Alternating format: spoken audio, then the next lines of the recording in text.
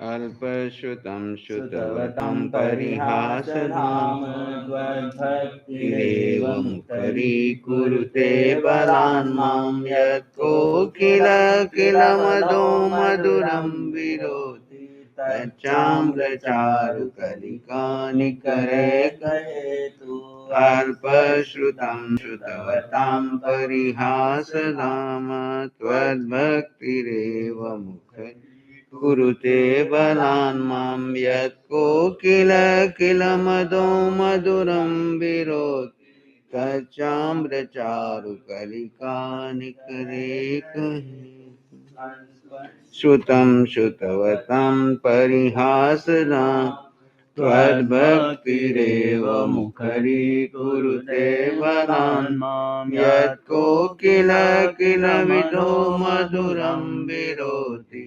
ताम्रचारुकलिकानिकरे कहे तुम। आराध्य अरिहंत प्रभु के चरणों में अनंत अनंत आस्था के साथ वंदन।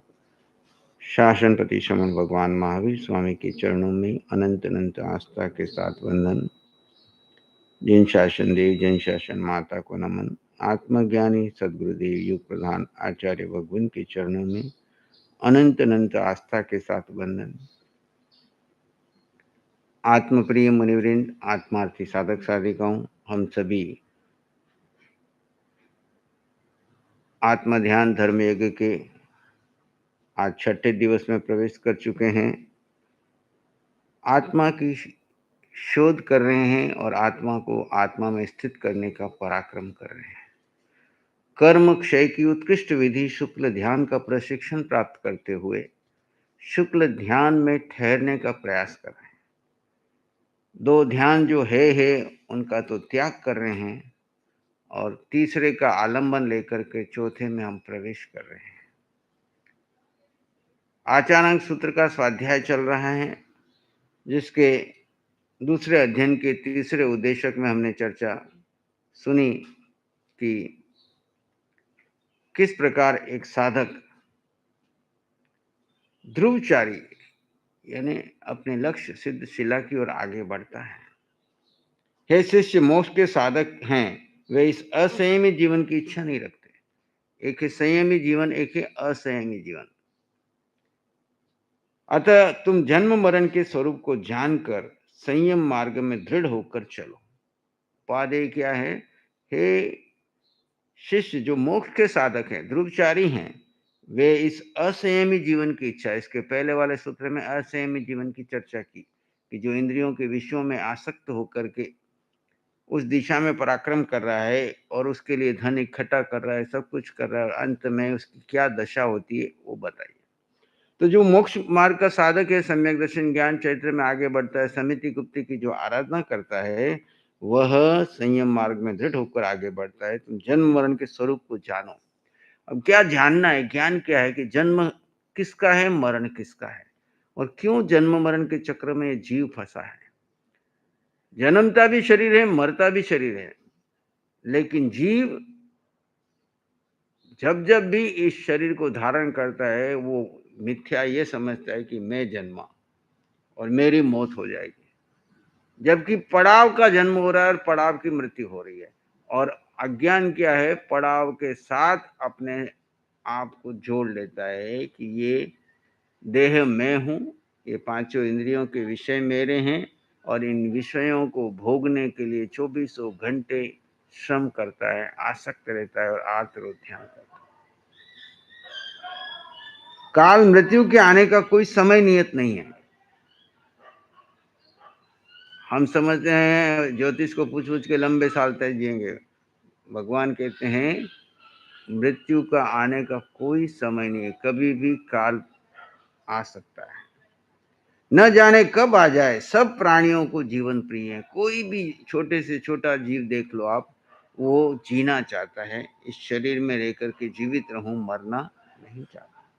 और सभी सुख की अभिलाषा रखते हैं, कोई भी दुख नहीं चाहता।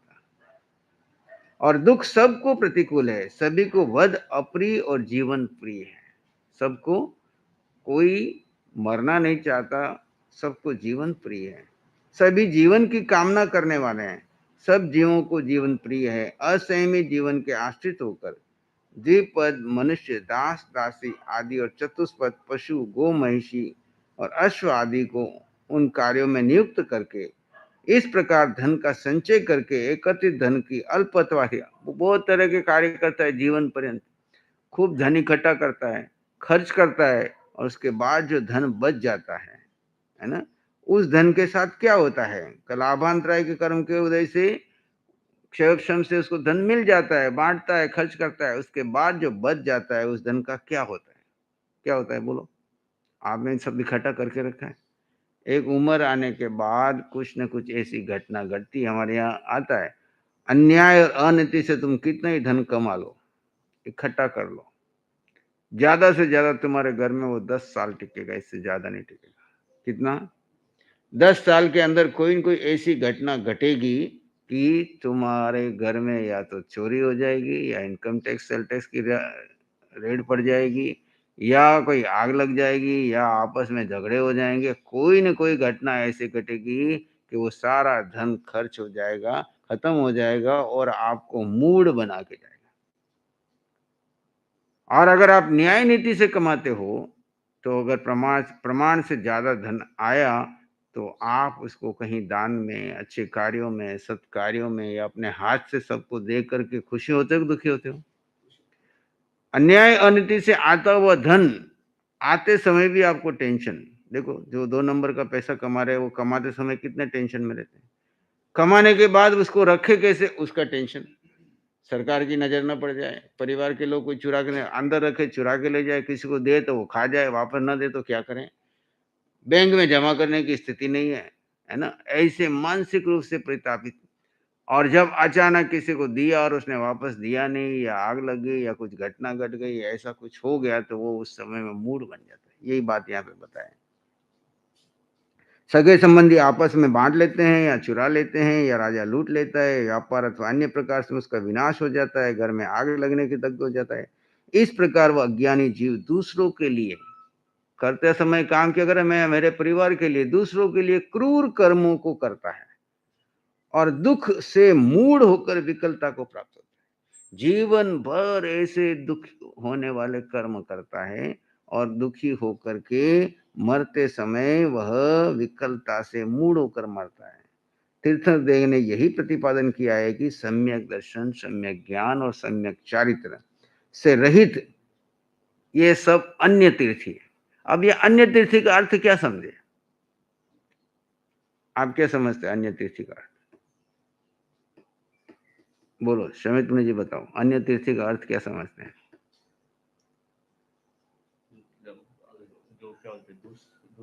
दूसरे तीर्थों में, यानी साधु साध्वी श्रावक सभी का ये 4 तीर्थ है, इसको छोड़ करके जो अन्य, वो अन्य तीर्थी, यही समझे, है ना? जो अनेक घाटों के पानी पी रहे, दूसरे घाट का पानी पी रहे, शमित मुनि जी के पास है ना? अन्य तीर्थी का सामान्य अर्थ यही है जो बता रहे हैं, कि जैन दर्शन को छोड़ करके अन्य दर्शनों में जो लोग जी रहे हैं, उनको अन्य तीर्थी कहा। लेकिन यहां अपन थोड़ा गहराई में जाकर के देखें, तीर्थ में कौन है?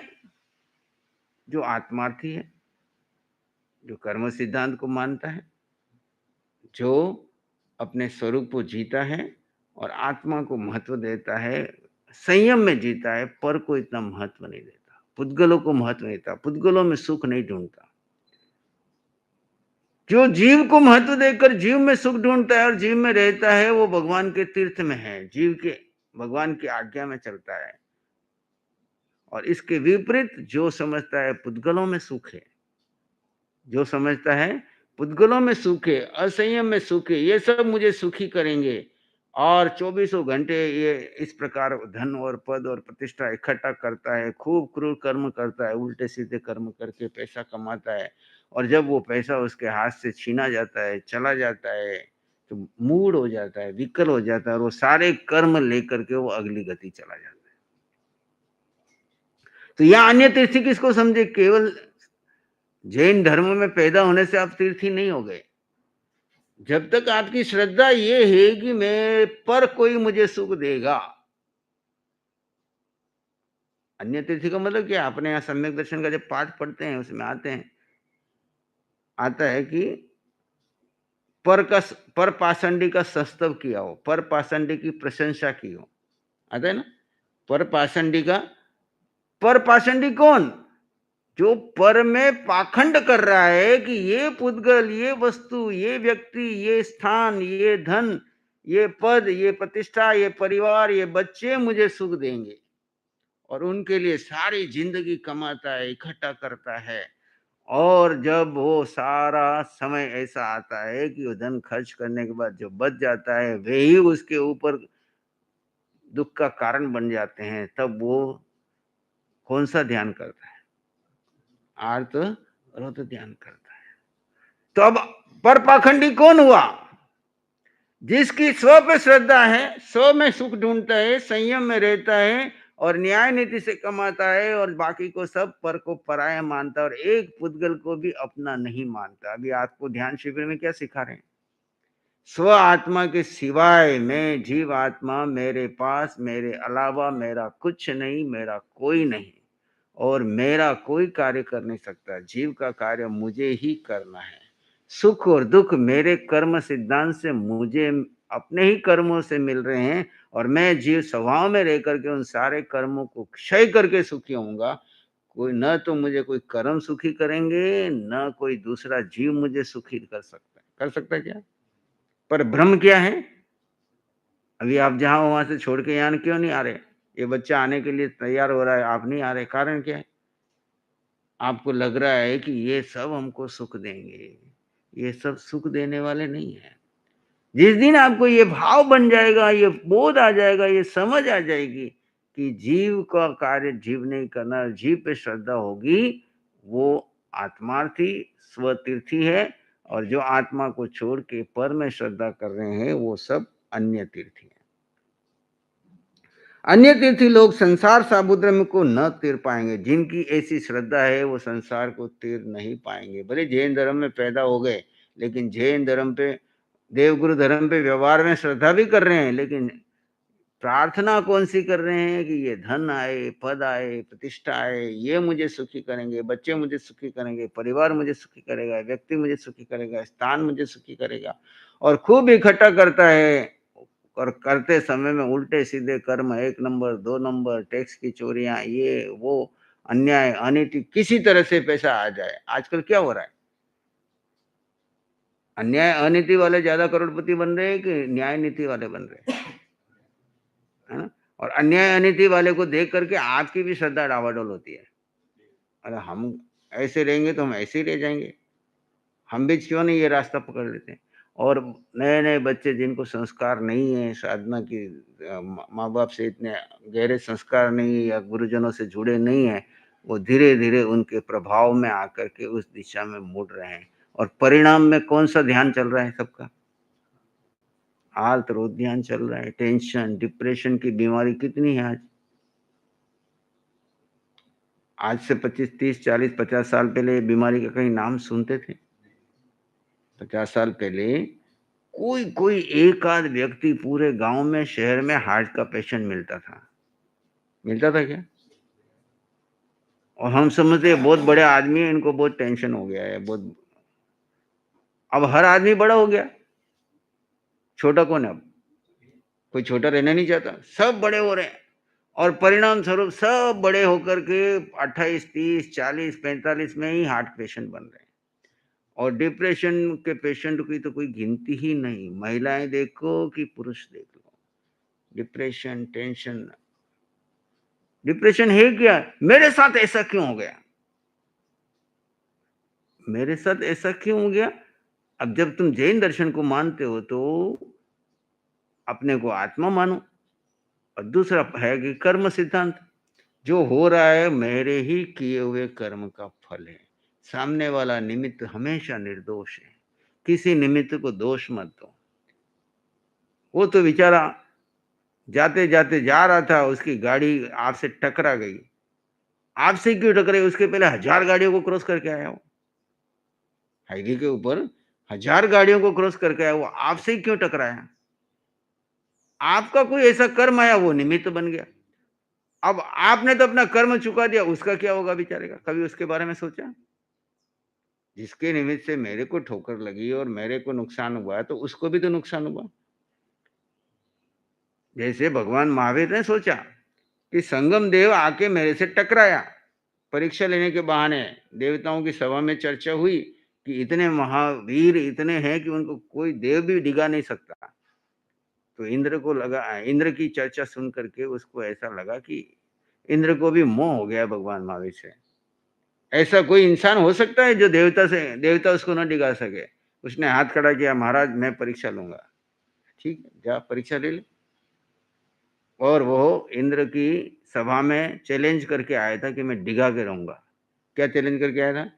जैसे आपकी सभा में ऐसा हो जाए कि मैं उसको चेक करके रहूंगा, तो आप कितना जोर लगाते हैं।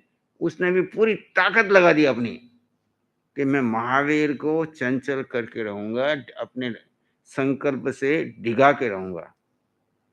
और जितने उसके पास हथकंडे थे उसने सारे अपनाए। एक दिन एक रात का विषय नहीं था। कितना था?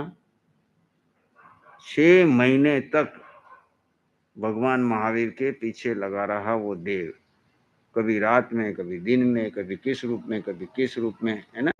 अनेकों तरीके से उसने भगवान को क्या किया? उपसर्ग और परिषद दिए। लेकिन वो भगवान आत्मार्थी थे, अपने आत्मा में मस्त रहे। उनको पता था कि कर्म जनित संसार है, ये तो मेरे कर्म क्षय कराने आया है और मैं जीव जीव में ठहरूंगा। इसको जो करना करे, जड़ के साथ कर रहा है, जीव का तो कुछ बिगाड़ नहीं सकता। और मैं जीव जीव में रहूंगा और परिणाम स्वरूप वो जब जीव जीव में स्थित रहे तो कर्म क्षय होते गए, कर्म क्षय होते गए। लेकिन भगवान ने क्या किया? अंतिम जब वो वहां पे नमस्कार करके जाने लगा कि भगवान मैं आपको 6 महीने तक आपकी परीक्षा ली, पर आप विजयी हुए और मैं हार गया। क्या कहा? आप विजयी हुए और मैं हार गया। तब भगवान के आंखों में करुणा के आंसू थे। करुणा के आंसू देख करके वो पूछता है संगम देव, प्रभु 6 महीने में इतने मैंने उत्कृष्ट उपसर्ग दिए आपको, कभी आपको डामाडोल होते नहीं देखा, आज ऐसी क्या बात है जो आप के आंखों में मैं आंसू देख रहा हूं? तब भगवान रहस्य खोल के देते हैं कि भाई ऐसा नहीं है कि तेरे कष्ट से मैं दुखी हुआ हूं। मुझे तो ऐसा है कि तेने मेरे निमित्त से नए कर्म जो बांध लिए। मैंने तो चलो पुराने क्षय किए, मेरे तेरे निमित्त से मेरी परीक्षाएं हुई और मेरे पुराने कर्म फाकी थे वो क्षय हुआ। आज तक इस 12.5 साल की साधना काल में जितने लोग मेरे से संपर्क में आए, वो मैं अपने अपने कर्म काट के गए। तू एक ऐसा जीव है जो नए कर्म बांध रहा है। मुझे तेरे बांधे हुए कर्म का फल दिख रहा है। ज्ञानी को क्या करता है? ज्ञानी और अज्ञानी में क्या अंतर है?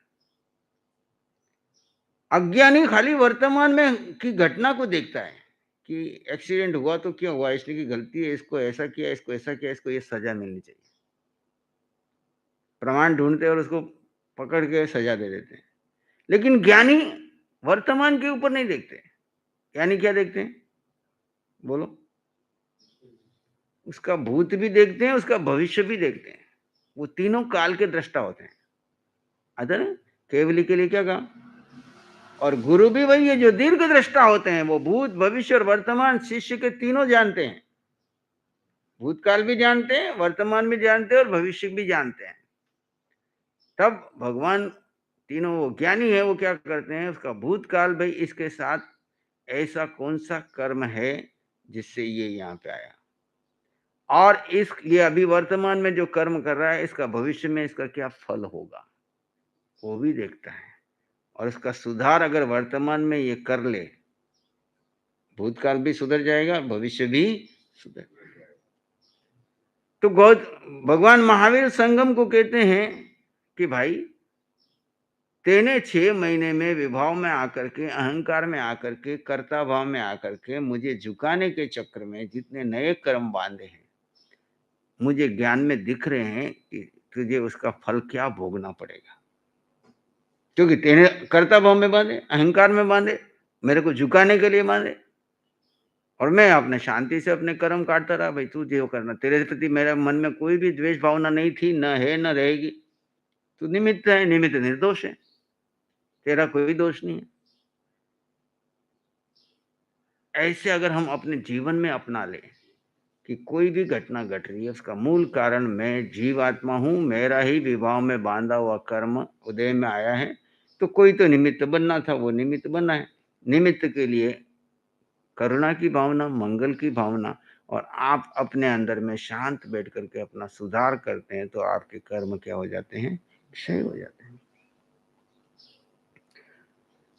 तो यहाँ सम्यक दर्शन से रहित ये सब अन्य तिथि लोग संसार समुद्र को न तर पाए न तरने में समर्थ है। ये सब न तो तीर को किनारे को प्राप्त हुए और न ही प्राप्त करने में समर्थ है। अतः ये सब पार नहीं पहुंचे और पार होने में समर्थ भी नहीं है। जो इस दृष्टि से रहित है वे लोग न तो पार पहुंचे हैं न पार पहुंच पाने में समर्थ है।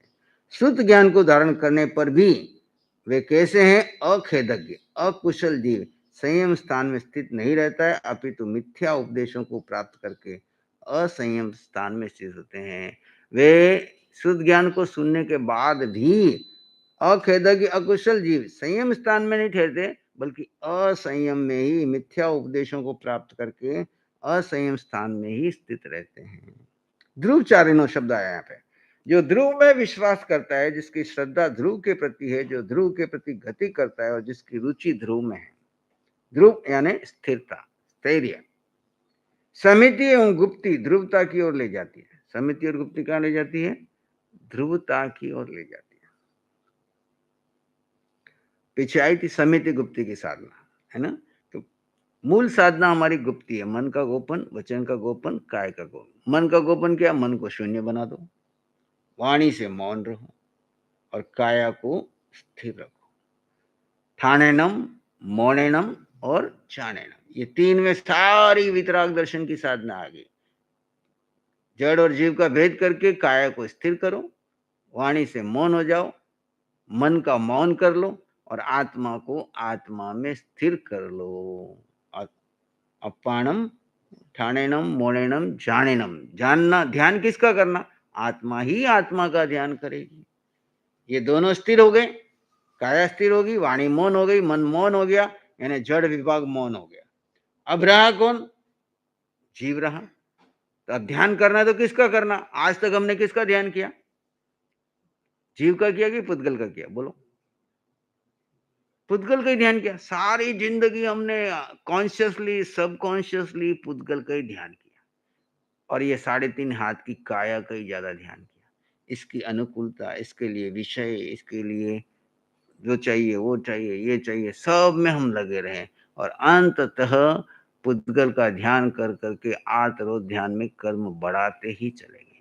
अब कर्म क्षय करने का समय है। मुनि की साधना क्या है, कैसे ध्रुवता आए, कैसे मुनि स्थैर्य का साधक है। मुनि की साधना क्या है, जो भी आत्मार्थी साधक है, मुनि है, उसकी साधना क्या है कि जीवन में मेरे स्थिरता कैसे आए, ध्रुवता कैसे आए। ध्रुव का दूसरा अर्थ होता है धर्म, स्वभाव, जो अनादि अनंत है। यहाँ पर धर्म अर्थात केवली की वाणी भी है, धर्म अर्थात स्वभाव भी है। उस पर जो चलने वाला है, उसमें रमने वाला है, उस पर जो आचरण करने वाला है, वह ध्रुवचारी है। केवलियों की वाणी पे चलने वाला है, रमने वाला है, वो ध्रुवचारी है। जिसकी आस्था शाश्वत की है और पर्याय को नहीं, शुद्ध द्रव्य को देखता है। शुद्ध द्रव्य जो कल भी था, आज भी है, आगे भी रहेगा। आचार्य भगवान पधार रहे हैं। सदा काल जय हो, जय हो। महात्मा पुरुषों की सदा काल जय, विजय हो। महात्मा पुरुषों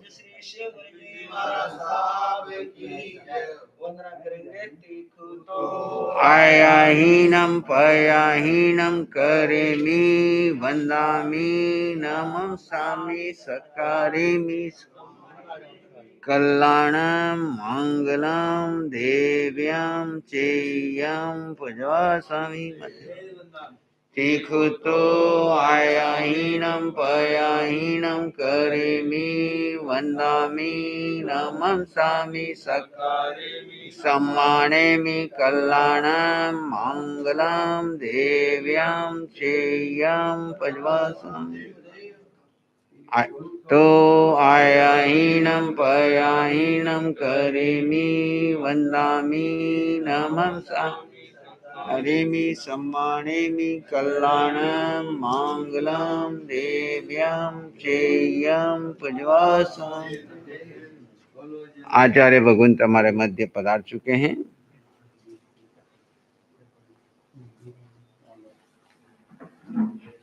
इस विषय को पूर्ण करके फिर हम आगे बढ़ते हैं। जिसकी आस्था शाश्वत की है, जो पर्याय को नहीं शुद्ध द्रव्य को देखता है।